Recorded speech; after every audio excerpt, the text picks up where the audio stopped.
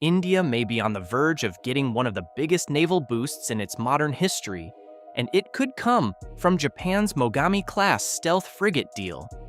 If this moves forward the way people expect, it could reshape India's navy, strengthen the Indo-Pacific balance, and give New Delhi a serious edge at sea. For years, Japan was seen as a country that built world-class naval technology, but kept it mostly for itself. That is now changing. And when a country like Japan starts offering advanced warship cooperation to India, the implications go far beyond a simple procurement deal.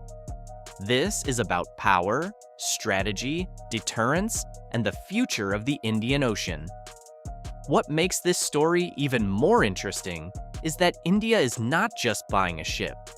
India is looking at a capability, a platform, a future. The Mogami-class is not being discussed because it looks impressive on paper. It is being discussed because it represents a shift in how India may build its navy for the next decade and beyond.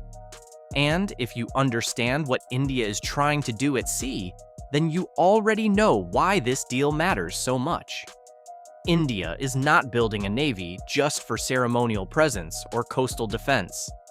India wants to dominate the Indian Ocean region, protect trade routes, counter Chinese naval influence, and keep the sea lanes open in a crisis. That is a much bigger mission, and the Mogami-class fits that kind of mission far better than most people realize. The reason this deal has caught so much attention is that the Mogami-class frigate is not a regular ship. It is a modern stealth warship designed for flexibility, survivability, and high-end maritime warfare. It is compact, but that does not mean weak. In fact, that is part of the appeal. The ship is built to do a lot with a relatively lean crew and a highly automated design. That matters for any navy, but especially for India, which is trying to modernize quickly without wasting years on outdated platforms. A major reason the Mogami-class is so attractive is its design philosophy. Japan built it for a modern naval battlefield where radar detection, missile saturation, undersea threats, and networked warfare all matter more than pure size. That means stealth features, advanced sensors, and a modular approach to weapons and mission systems. In a region where China is expanding naval power at speed, that kind of warship is not just useful. It is exactly the kind of platform that can help a navy stay relevant.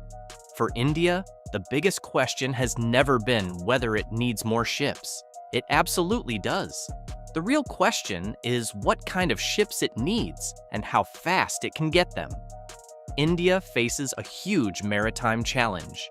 It must secure its western coast, eastern seaboard, island territories, energy lifelines, and shipping routes across the Indian Ocean.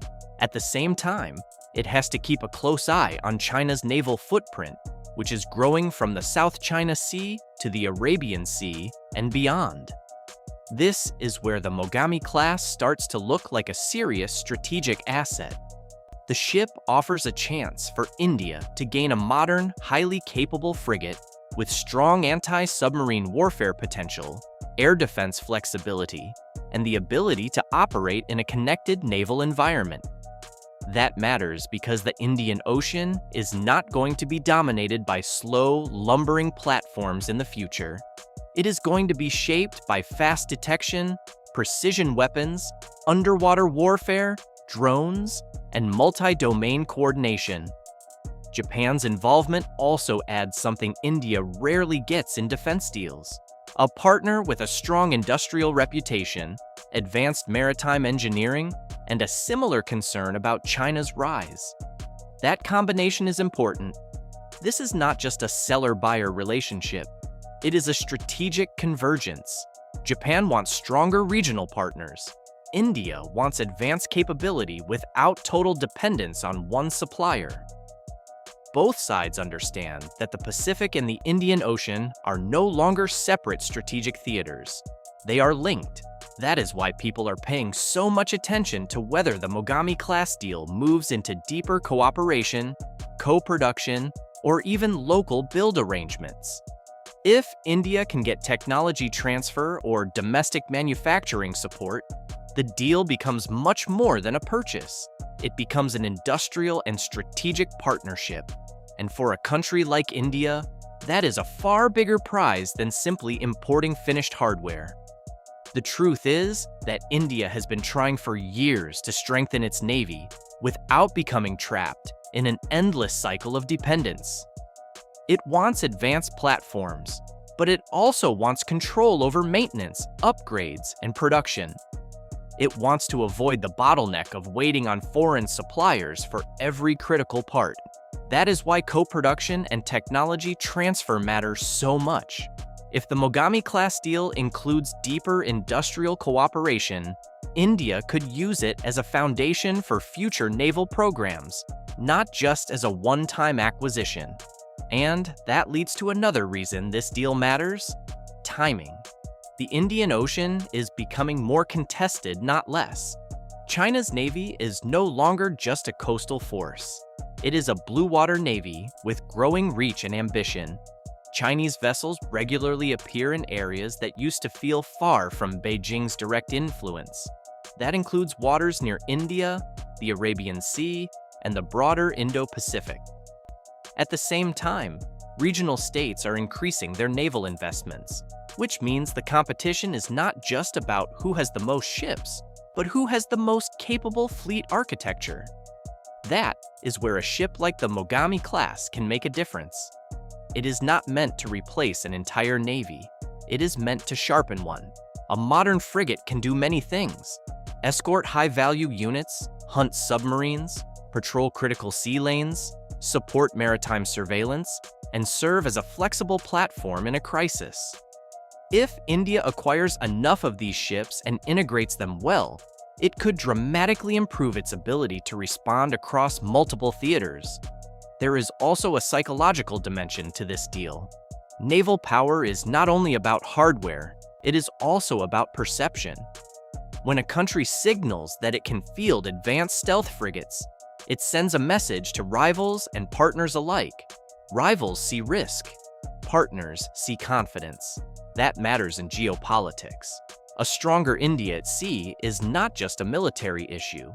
It changes diplomatic calculations across the region. For the United States, this also deserves attention. Washington has long wanted India to play a larger role in balancing China in the Indo-Pacific. A stronger Indian Navy helps with that. The US does not need India to become a copy of the US Navy. It needs India to become a capable regional power that can protect its own interests and contribute to broader deterrence. The Mogami-Class deal could support exactly that outcome if it leads to a more powerful and more interoperable Indian fleet. At the same time, Japan benefits too.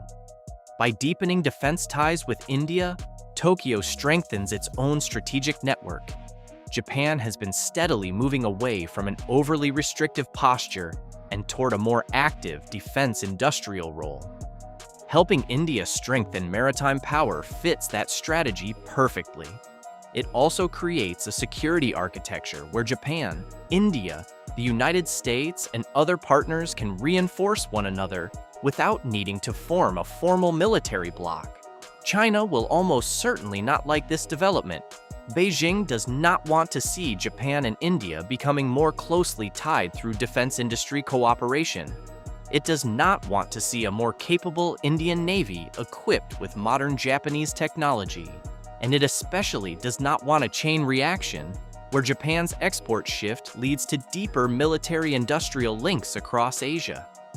From China's perspective, that would mean more complexity, more deterrence, and less room to pressure rivals individually. That is why the Mogami-Class deal is bigger than the ship itself. It is part of a larger regional reordering.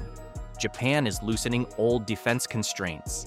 India is accelerating naval modernization.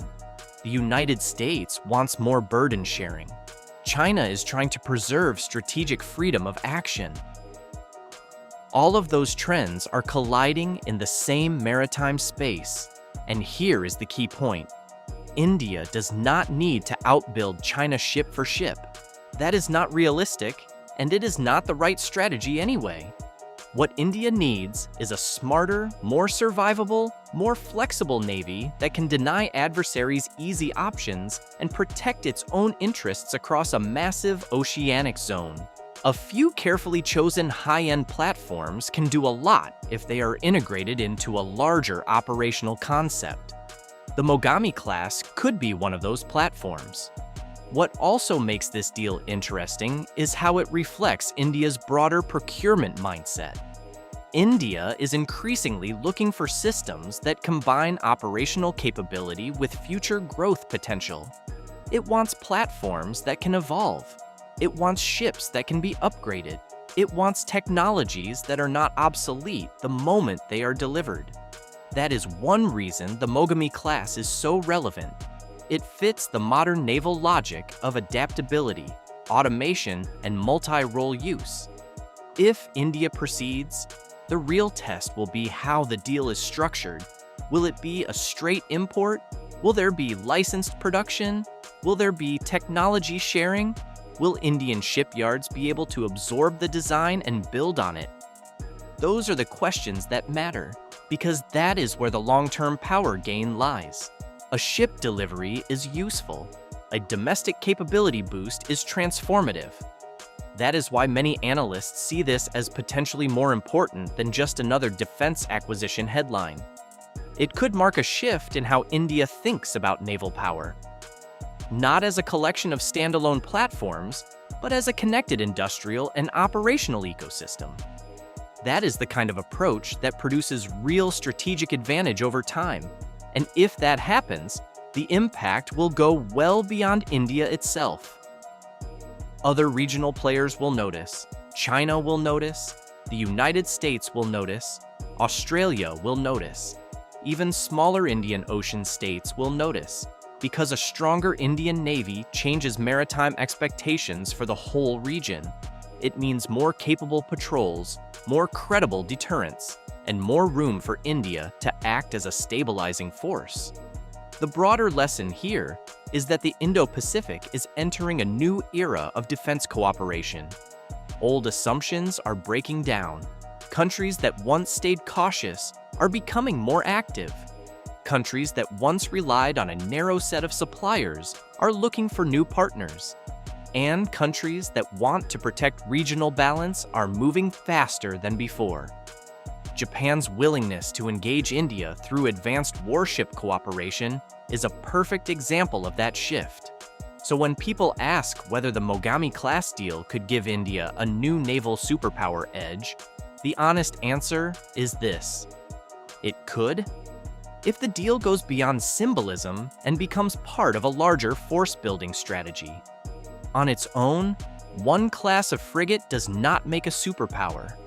But in the hands of a country like India, with the right industrial support, the right numbers, and the right operational vision, it could become a major step toward a much stronger navy. That is why this story matters so much. This is not just about a ship.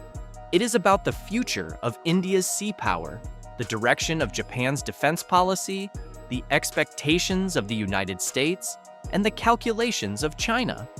It is about who will shape the Indian Ocean in the years ahead. And if India gets this right, the Mogami-class could become one of the most important naval upgrades in its modern history. Not because it looks impressive in a brochure, but because it could help India turn maritime ambition into real strategic power. That is the edge India is chasing. And that is why this deal deserves attention now.